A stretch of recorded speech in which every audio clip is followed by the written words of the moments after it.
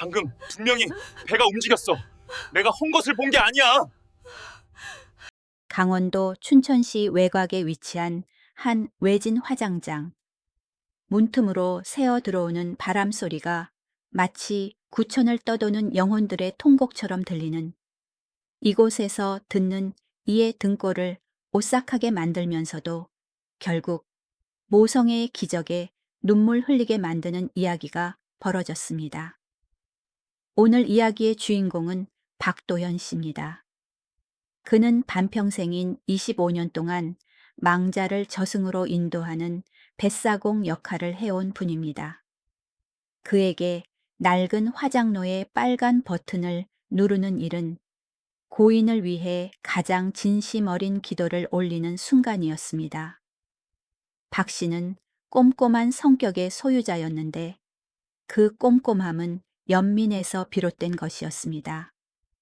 모든 화장 절차에 앞서 그는 항상 온도를 체크하고 황이 시스템을 점검하며 성스러운 의식을 치르듯 고개를 숙여 묵념하곤 했습니다. 하지만 11월에 어느 우중충한 오후 살을 애는 듯한 바람이 한국의 혹독한 겨울을 예고하던 그날, 박 씨는 25년 직업 인생에서 가장 기이한 사건을 마주하게 됩니다. 그날의 마지막 화장 순서였습니다. 차가운 인계서에는 이렇게 적혀 있었습니다. 한서연 30세 임신 8개월, 급성 심정지로 인한 사망. 글을 읽는 순간 박 씨의 가슴이 미어지는 듯 했습니다. 젊은 엄마, 그리고 세상에 태어나 울음소리 한번 내보지 못한 어린 생명. 장례식장 직원들이 하얀 관을 화장로 입구 받침대 위에 조심스럽게 올려놓았습니다.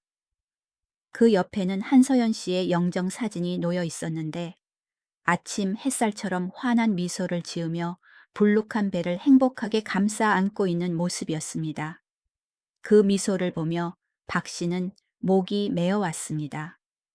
이렇게 행복해 보이는 사람이 어쩌다 갑자기 떠나게 되었을까? 그러나 박 씨를 전율케 한 것은 안타까운 죽음 그 자체가 아니라 살아있는 사람들의 태도였습니다. 대기실 문이 열리고 세 사람이 들어왔습니다. 앞장선 사람은 고인의 남편 이중이었습니다. 30대 초반의 그는 값비싼 검은 정장을 입고 있었지만 옷매 무새가 흐트러져 있었습니다. 그 뒤로 짙은 화장을 했지만 표정이 얼음장처럼 차가운 시어머니 박미경, 그리고 사촌 여동생이라 소개된 최지은이라는 젊은 여자가 따르고 있었습니다. 박 씨는 수천 번의 장례를 지켜봤습니다. 찢어질 듯한 통곡 소리 슬픔에 몸을 가누지 못하는 비틀거림에 익숙해져 있었습니다. 하지만 이곳에는 단 한 방울의 눈물도 없었습니다. 공기는 슬픔으로 물들어 있는 것이 아니라 지독한 조급함의 냄새를 풍기고 있었습니다. 의자에 앉자마자 이중이는 손목에 찬 명품 시계를 계속해서 들여다봤습니다. 한 번, 두 번, 그리고 세 번. 다리를 덜덜 떨며 눈동자를 굴리는 모습은 아내를 마지막으로 떠나보내는 남편이 아니라 비행기를 놓칠까봐 초조해하는 사람 같았습니다. 시간 됐잖아요. 좀 빨리 진행해 주시오. 우린 처리해야 할 일이 많단 말이오. 그가 입을 열었습니다. 소름 끼칠 정도로 메마르고 감정 없는 목소리였습니다. 시어머니 박미경은 한술 더 떴습니다. 며느리와 손자가 저 차가운 관 속에 누워 있건만 눈길 한번 주지 않았습니다. 그녀는 스마트폰 화면에 시선을 고정하고 주식 시세판을 쉴 새 없이 넘기고 있었으며 얼굴색 하나 변하지 않았습니다. 일 처리가 이렇게 굼떠서야 관리실에 민원 넣겠어. 우리 시간이 금인 거 몰라요. 그녀가 날카롭게 쏘아붙였습니다. 정적을 가르는 칼날 같은 목소리였습니다. 사촌 동생이라는 최지은은 어땠을까요? 그녀는 남편 등 뒤에 숨어 몰래 휴대전화를 만지작거리더니 이중이와 은밀한 신호를 주고받듯 고개를 끄덕였습니다. 산전수전 다 겪은 박 씨의 직감이 즉시 이상한 낌새를 알아차렸습니다. 그들은 유가족이라기보다 귀찮은 무언가를 서둘러 처리하려는 사람들처럼 보였습니다. 의식을 시작하겠습니다. 박 씨는 의구심을 억누르며 임무를 완수하기 위해 낮게 말했습니다. 그는 관 앞으로 다가가 화장로 안으로 밀어 넣을 준비를 했습니다. 하지만 관의 위치를 바로잡기 위해 그의 손이 관 뚜껑에 닿는 순간 쿵! 박애 씨는 그대로 굳어버렸습니다. 헛것을 본 걸까요? 화장장의 창백한 넌 불빛 아래 산모의 배가 위치한 관 뚜껑 부분이 미세하게 흔들린 것 같았습니다. 그는 눈을 가늘게 뜨고 고개를 기울여 자세히 살펴보았습니다. 아니, 착각이 아니었습니다. 또다시 움직였습니다. 아주 미세하고 가벼웠지만 분명한 움직임이었습니다. 박 씨의 심장이 쿵쾅거리기 시작했습니다. 난방이 켜진 방인데도 식은땀이 흘렀습니다. 그는 떨리는 손을 매끄러운 나무관 뚜껑 위에 올려놓았습니다. 물리학적으로 이곳의 나무는 차가워야 했습니다. 안의 죽음처럼 차가워야 정상이죠. 하지만 아니었습니다. 따뜻했습니다. 두꺼운 나무판을 뚫고 아주 미세한 온기가 손바닥으로 전해졌습니다. 그것은 생명의 온기였습니다. 자, 잠시만요. 박 씨는 공포와 흥분으로 목소리가 뒤집힌 채 소리치며 멈추라는 수신호를 보냈습니다. 유가족 3명은 화들짝 놀랐습니다. 이중이는 용수철처럼 튀어올라 얼굴을 붉히며 소리쳤습니다. 이봐요. 노인네. 뭐 하는 짓이야. 버튼 누르라니까. 그는 고함을 쳤지만 눈빛은 분노가 아닌 죄를 감추려는 자의 극심한 공포로 가득 차 있었습니다. 아니, 뭔가 잠시만 기다려 보세요. 박 씨는 관 뚜껑에서 손을 떼지 못한 채 말을 더듬었습니다. 이걸 어떻게 설명한단 말입니까? 죽은 사람이 움직인다고요. 누가 이 늙은 화장터 직원의 말을 믿어주겠습니까? 미쳤어. 당장 진행해. 우리는 당신이랑 말씨름할 시간 없어. 시어머니가 눈을 부라리며 소리 질렀습니다. 가족들의 압박이 바위처럼 박 씨의 어깨를 짓눌렀습니다. 그의 손가락이 화장 시작을 알리는 빨간 버튼 위에 머물렀습니다. 살짝만 눌러도 수천 도의 불길이 모든 것을 태워버릴 것입니다. 모든 비밀은 한 줌의 재가 되어 사라지겠죠. 그것이 그의 직업이고 그의 임무였습니다. 하지만 양심이 허락하지 않았습니다. 그가 포기하려던 찰나 관 안에서 또 다른 신호가 왔습니다. 이번에는 더 강력했습니다. 퍽! 발차기였습니다. 분명 안에서 누군가 발로 찼고 나무 뚜껑 위에 올려둔 박 씨의 손바닥에 그 충격이 고스란히 전해졌습니다. 태동이었습니다. 아기가 발길질을 하고 있어요. 아이가 살아 있습니다. 그렇다면 그 엄마인 한서연 씨도 아직 죽지 않았을지 모릅니다. 박 씨는 더 이상 두렵지 않았습니다. 그는 관 옆으로 다가와 무릎을 꿇고 나무벽에 귀를 갖다 대었습니다. 이중이의 거친 숨소리와 시어머니의 욕설도 들리지 않았습니다.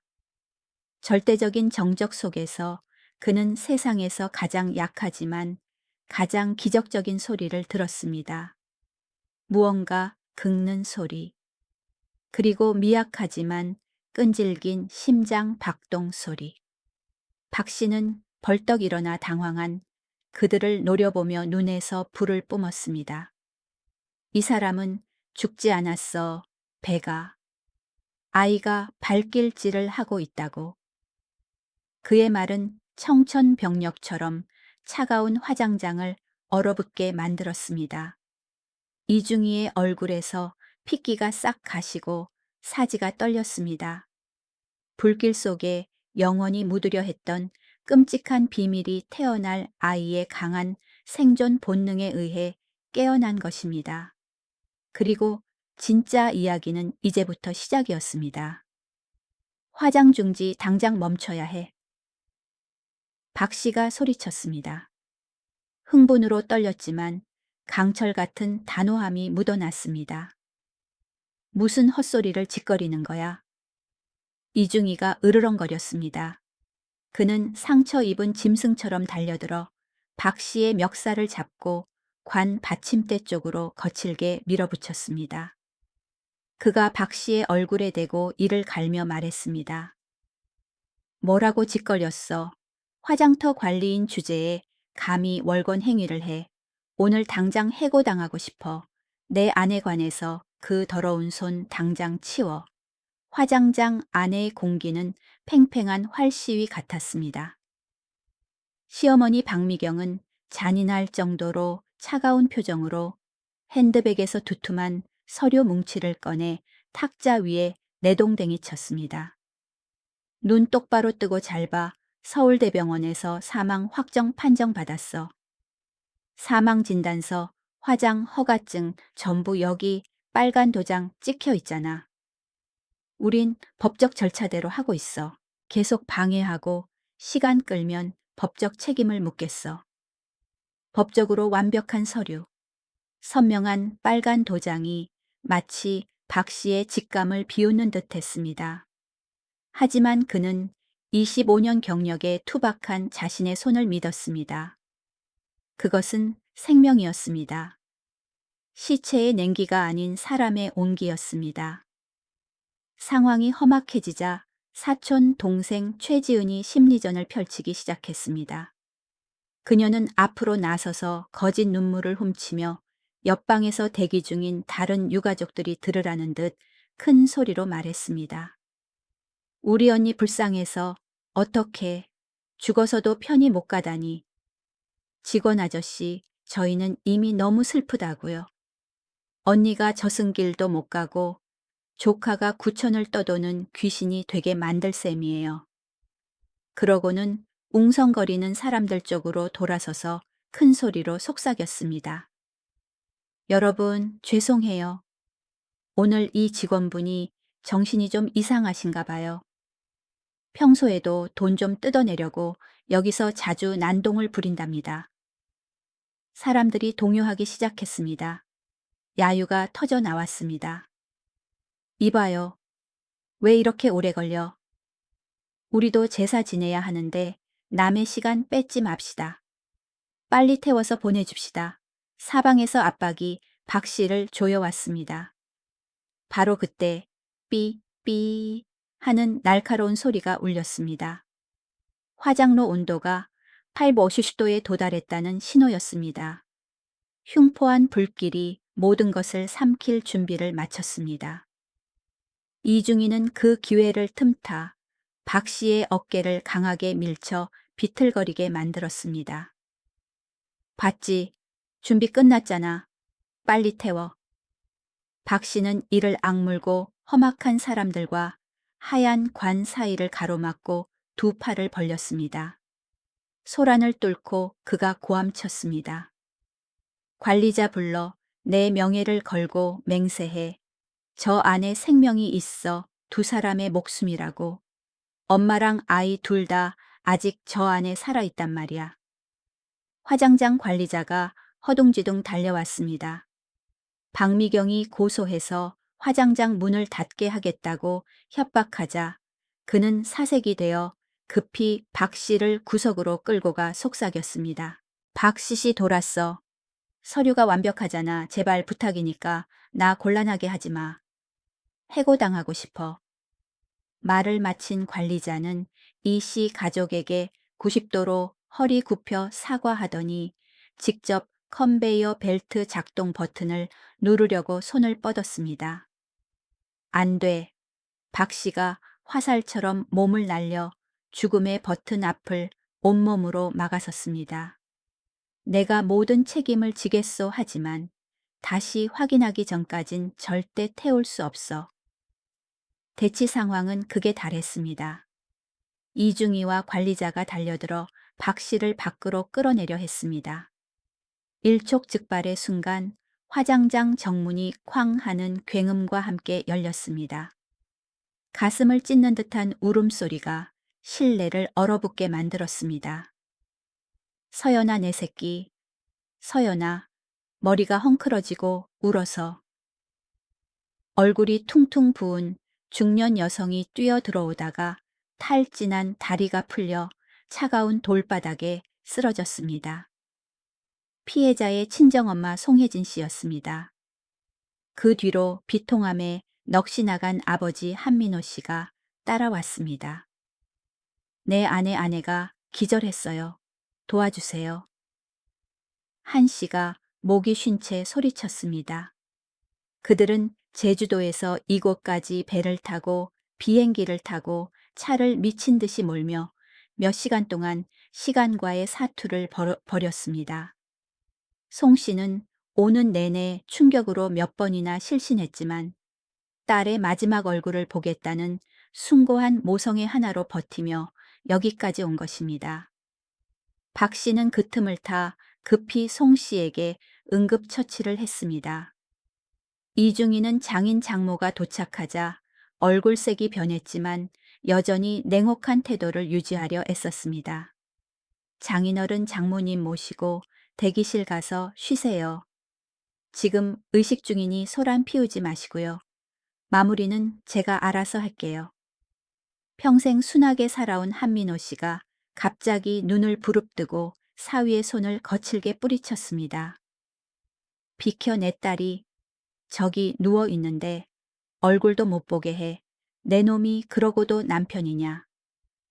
어렴풋이 정신을 차린 송 씨는 자신의 몸은 돌보지 않고 바닥을 기어서 딸의 관 쪽으로 조금씩 다가갔습니다. 서연아, 엄마 왔어.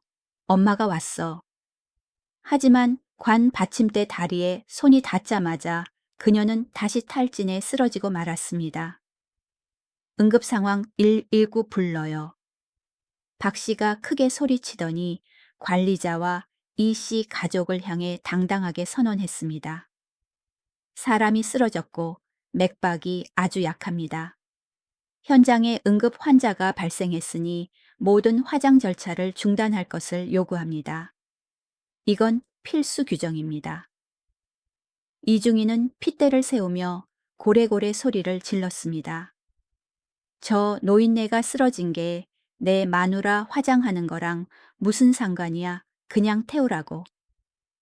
박 씨가 벌떡 일어나 이글거리는 눈으로 쏘아붙였습니다. 현장에 위급 환자가 있으면 모든 기계 작동을 멈춰야 합니다. 산업안전법 위반입니다. 누구든 어기면 당장 경찰에 신고하겠습니다.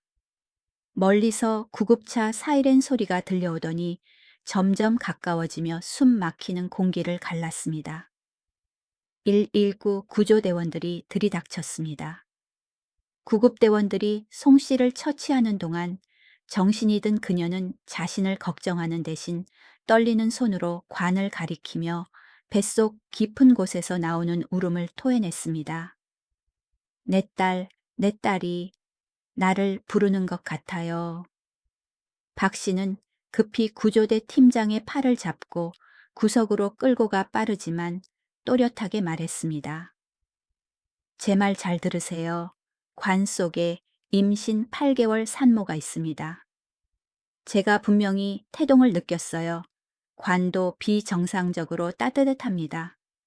그런데 시댁 식구들이 무조건 당장 화장하겠다고 우기고 있어요. 친정엄마도 방금 도착해서 이상한 느낌을 받았습니다. 제발 확인 좀 해주세요. 구조대원은 박 씨를 바라보더니 수상한 행동을 보이는 시댁 식구들을 쳐다봤습니다. 그는 고개를 끄덕이고 하얀 관 쪽으로 빠르게 다가갔습니다. 손대지 마. 이중희와 박미경이 동시에 소리치며 앞을 막아섰습니다.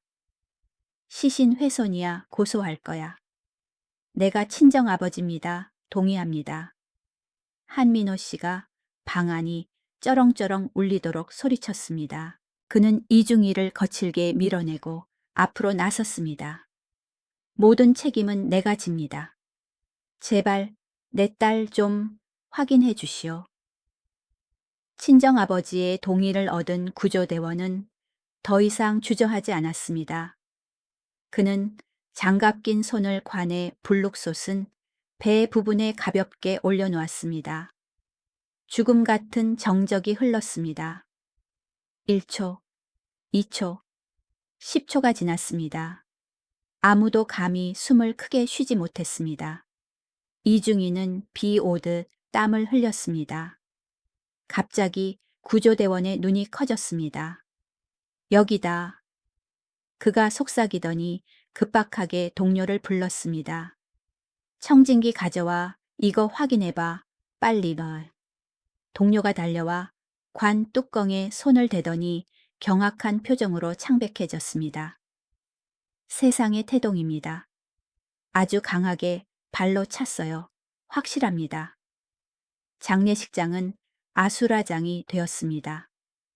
구조대원은 즉시 증폭 기능이 있는 특수 청진기를 관 뚜껑 엄마의 배와 가장 가까운 곳에 갖다 댔습니다.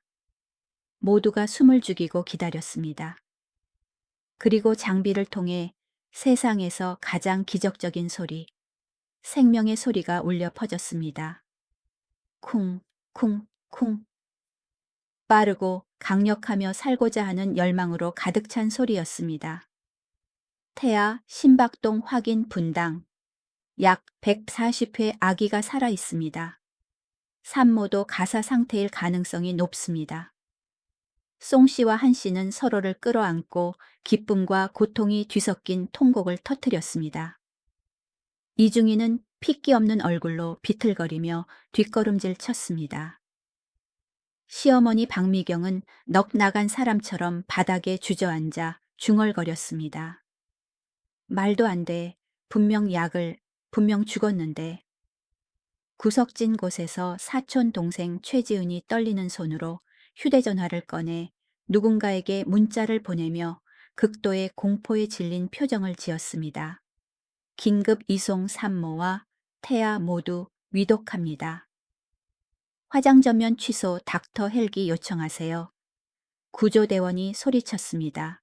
박 씨는 1초도 지체하지 않고 제어판으로 달려가 커다란 빨간색 비상정지 버튼을 주먹으로 내리쳤습니다. 기계음이 굉음을 내더니 멈췄습니다. 하지만 바로 그때 끔찍한 광경이 벌어졌습니다. 박미경이 미친 사람처럼 벌떡 일어나 제어판으로 달려들어 화장 시작 버튼을 누르려 손을 뻗었습니다. 증거를 모조리 불태워 버리려는 것이었습니다. 죽어, 다 죽어버려. 그녀가 악을 썼습니다. 박 씨가 날쌔게 몸을 날려 그녀를 멀리 밀어버렸습니다. 강하게 밀쳐진 그녀는 바닥에 나동그라졌습니다. 그는 분노로 이글거리는 눈으로 그녀를 가리키며 호통쳤습니다. 당신 미쳤어. 당신 친손주야. 손주가 저기 살아있는데 이 악독한 여자야. 관 뚜껑에 나사가 풀리고 뚜껑이 열리는 순간 공간의 시간이 멈춘 듯 했습니다. 나사 풀리는 소리는 날카로웠지만 그것은 희망의 소리였습니다. 빛이 쏟아져 들어갔습니다. 하얀 비단 위에 한서연 씨가 누워 있었습니다. 창백했지만 입술에는 여전히 옅은 분홍빛이 돌았고 죽은 사람처럼 보랏빛으로 변하지 않았습니다. 경동맥 확인에 빨리 의료진이 소리쳤습니다. 의사가 그녀의 목 깊숙한 곳을 눌렀습니다. 1초, 2초. 맥박이 잡힙니다. 경동맥이 뛰고 있어요. 아주 미약하지만 뛰고 있습니다. 살아 있어요. 그 확인 사살 같은 한마디는 악인들에게는 찬물과도 같았지만 늙은 부모의 가슴에는 따뜻한 불꽃이었습니다. 친정엄마 송씨가 달려가 딸의 손을 잡았습니다. 서연아, 엄마야, 엄마가 구하러 왔어. 그 손은 사후 경직의 징후 없이 여전히 부드럽고 따뜻했습니다. 가여운 딸은 그저 아주 깊은 잠에 빠져 있을 뿐이었습니다. 구급차는 즉시 춘천시의 밤을 가르며 서울의 명문 아산병원을 향해 질주했습니다. 하늘을 찌를 듯한 사이렌 소리는 마치 정의를 되찾으려는 절규 같았습니다. 좁은 구급차 안에서 서연 씨의 바이탈 사인은 계속해서 경고음을 울렸습니다. 혈압이 떨어지고 산모의 심박수가 약해졌습니다. 하지만 기적처럼 태아의 심장 소리는 쿵쿵쿵 분당 150회로 강력하고 빠르게 울렸습니다. 마치 아기가 있는 힘을 다해 엄마에게 생명력을 불어넣으며 엄마 힘내요. 우리 곧 살 수 있어요. 라고 말하는 것 같았습니다. 구급차가 사라지자마자 화장장에 남은 박 씨는 시댁 식구들을 향해 날카로운 시선을 던졌습니다. 그는 휴대전화를 꺼내 단호한 목소리로 말했습니다. 여보세요? 경찰서죠? 살인미수 신고합니다. 춘천 화장장입니다. 산 사람을 태워 죽이려던 끔찍한 음모가 있었습니다. 범인들이 현장에 있습니다. 멀리서 경찰차 사이렌 소리가 들려왔습니다. 잔인한 남편 이중희는 사색이 되어 두리번거리다가 남자 화장실로 도망치거나 증거를 없애려 했습니다. 하지만 문으로 달려가던 그를 거대한 그림자가 가로막았습니다. 박 씨였습니다. 어딜 가려고 거기 서서 죗값 치를 준비나 해. 박 씨가 그를 강하게 밀어 넘어뜨렸습니다. 최지은과 시어머니 박미경도 보안 요원들에게 제압당했습니다. 그들의 다급한 행동, 무정한 태도, 시어머니의 잔인한 행동까지 모든 것이 CCTV에 선명하게 기록되어 있었습니다. 같은 시각 아산병원 응급실 복대는 코드블루 심정지 응급 상황가 울려 퍼졌습니다. 서연 씨는 곧바로 수술실로 옮겨졌습니다. 혈압 60에 33모, 맥박 불규칙, 더 이상 지체할 수 없다. 여기서 바로 응급 제왕절개한다. 산부인과 과장이 이마에 땀을 흘리며 소리쳤습니다.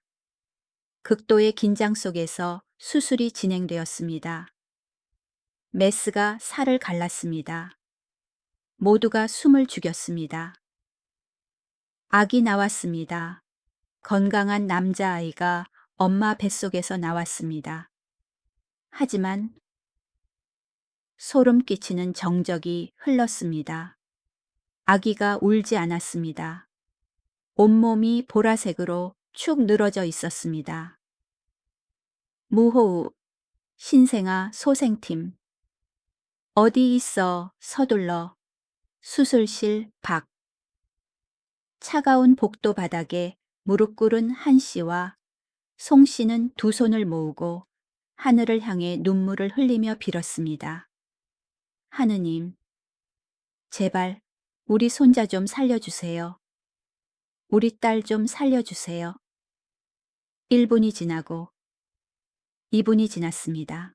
의사들은 작은 가슴을 계속해서 압박했습니다. 힘내라. 아가, 제발 힘내. 갑자기 간호사가 아기의 코와 입에서 양수를 빨아내자 작은 가슴이 한번 크게 들썩였습니다. 으앙, 으앙, 으앙. 미약하던 울음소리가 점점 커지더니 수술실을 가득 채웠습니다. 부활의 울음소리였습니다. 살았어요. 아기가 울어요. 폐가 돌아왔습니다. 간호사들이 환호했고 마스크 위로 기쁨의 눈물이 흘러내렸습니다. 병원에서 생명의 빛이 타오르는 동안 경찰서에서는 죄악의 어둠이 낱낱이 밝혀졌습니다. 수사는 신속하게 진행되었습니다. 경찰 특공대가 강남의 한 개인 병원을 급습해 진료실에 있던 의사 강태호에게 수갑을 채웠습니다.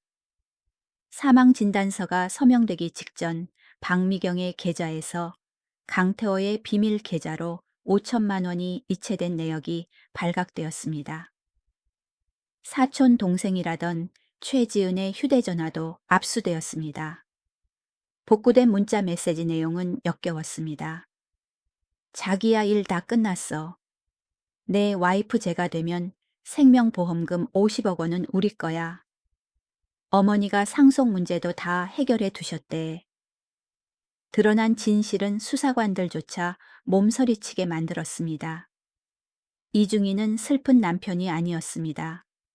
그는 서연 씨가 임신했을 때부터 사촌 동생이 아니라 고급바의 접대부 출신인 최지은과 불륜 관계였습니다.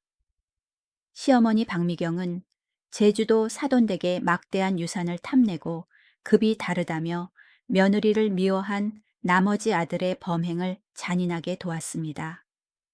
그들은 서연 씨에게 강력한 신경안정제를 과다 투여해 심박수와 호흡을 최소화시켜 마치 죽은 것과 같은 가사 상태에 빠뜨렸습니다.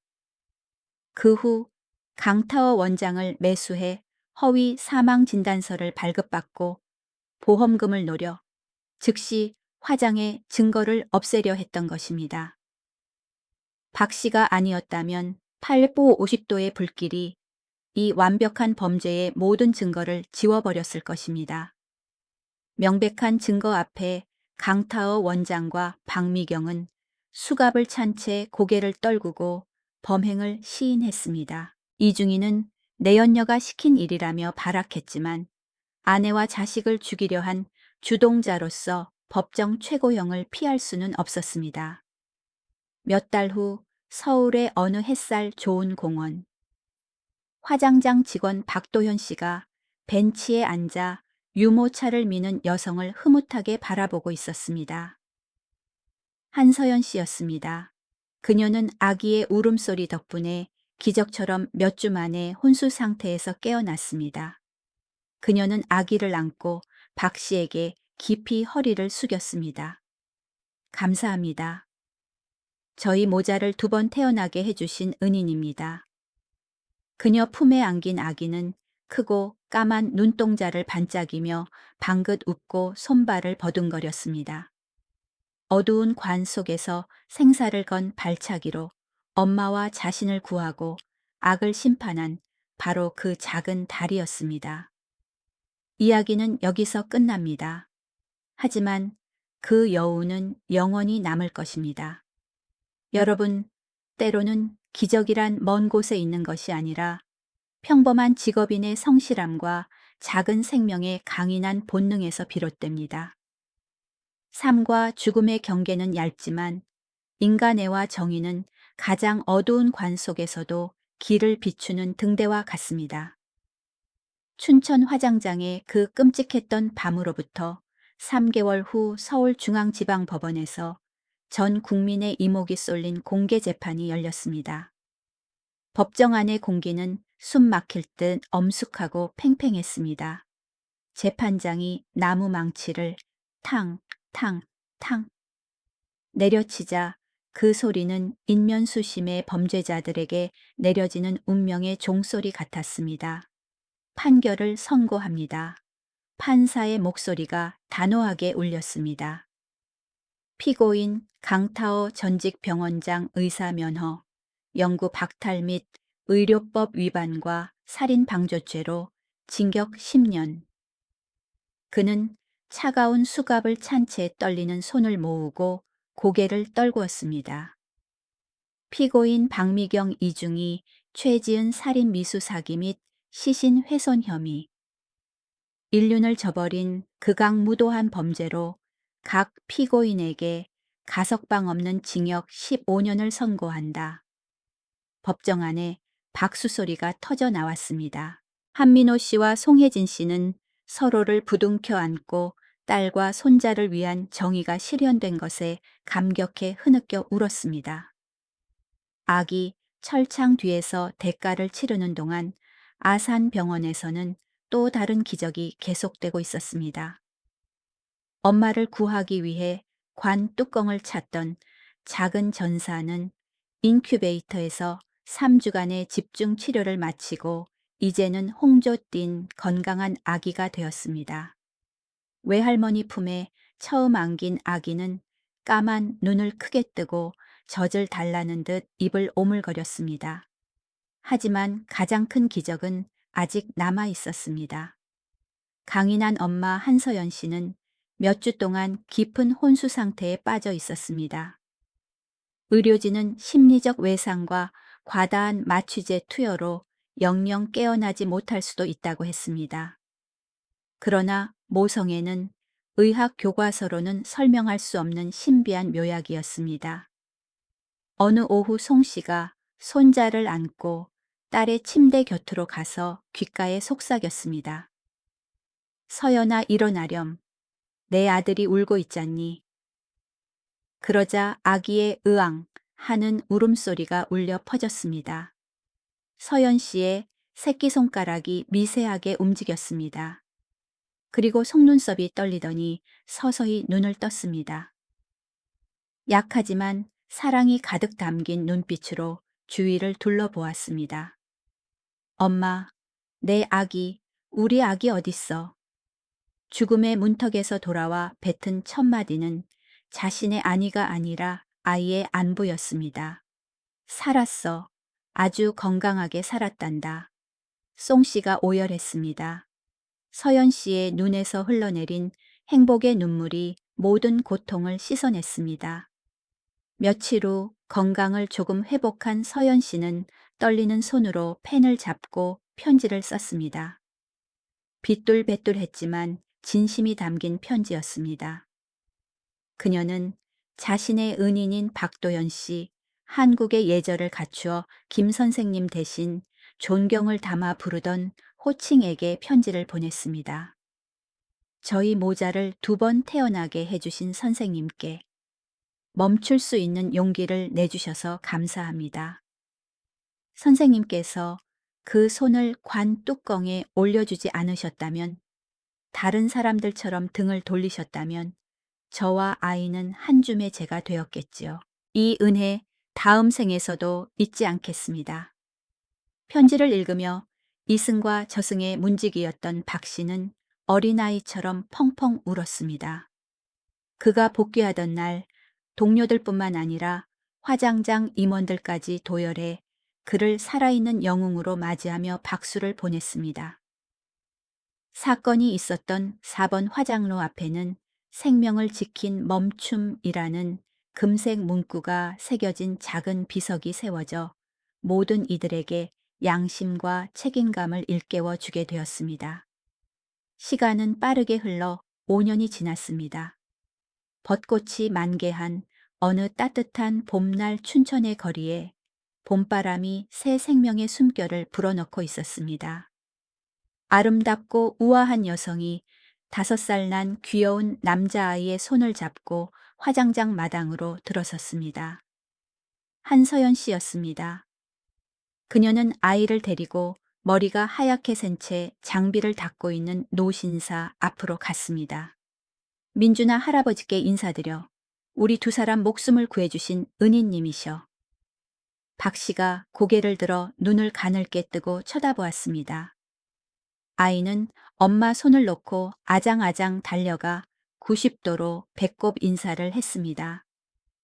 할아버지, 안녕하세요. 엄마가 할아버지는 슈퍼맨이래요. 나무 상자에서 저를 꺼내주셨다면서요. 박 씨는 잠시 멍하니 있다가 주름진 얼굴 가득 인자하고 따뜻한 미소를 지었습니다. 그는 무릎을 굽혀 아이의 머리를 쓰다듬었습니다. 많이 컸구나. 이렇게 건강하고 씩씩하니 정말 다행이다. 할아버지는 슈퍼맨이 아니란다. 그저 고집센 늙은이일 뿐이지. 햇살 속으로 웃으며 걸어가는 모자의 뒷모습을 보며 박 씨는 마음이 한결 가벼워짐을 느꼈습니다. 그는 뒤를 돌아 익숙한 빨간색 화장 버튼을 바라보았습니다. 한 사람의 생을 마감시킬 수 있는 권력을 가진 그 버튼을요. 그는 속으로 생각했습니다. 때로는 앞으로 나아가는 것보다 적절한 때에 멈추는 것이 진정한 용기일지 모른다. 그날의 멈춤 영혼 없는 서류 조각보다 자신의 직감과 연민을 믿었던 그 순간이 두 사람의 목숨을 구했을 뿐만 아니라 계산적인 세상 속에 인간애라는 따뜻한 믿음을 지켜냈습니다. 그는 미소 지으며 다시 일을 시작했습니다. 영혼을 배웅하는 마지막 문지기이자 마지막 순간까지 생명을 지키는 파수꾼으로서 말입니다. 이야기는 여기까지입니다. 경청해 주셔서 감사합니다.